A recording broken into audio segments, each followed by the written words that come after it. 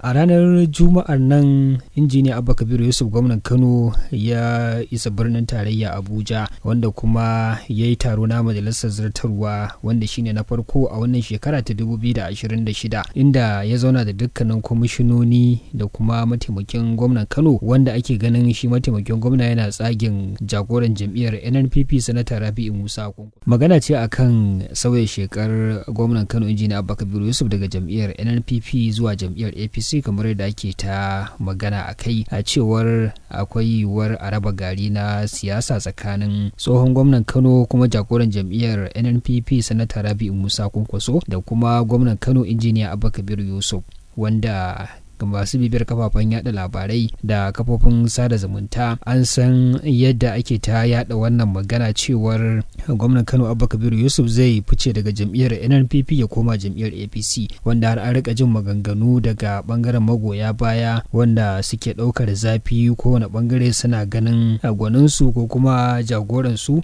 shine yake kan daidai. Mabiya a tsagen Sanata Kwankwaso suna ganin bai kamata gwamnan Kano Injiniya Abba Kabir Yusuf ya bar Kwankwaso a jam'iyyar NNPP ba, shi kuma ya koma jam'iyyar APC. Wasu kuma suna ganin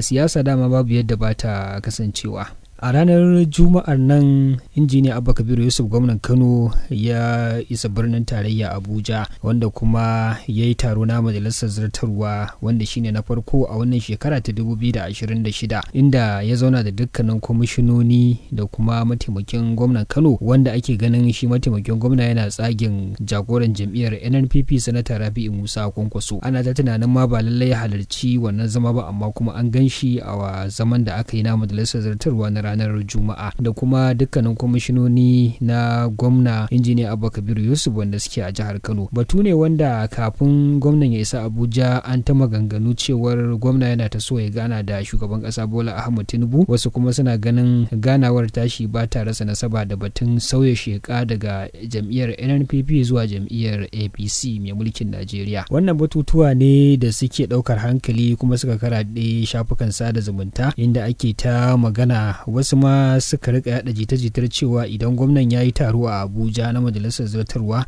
to da yiwuwar ya sauke kwamishinoni ko kuma ya yi wasu sauye-sauye, musamman yadda ake ganin wasu daga cikin kwamishinonin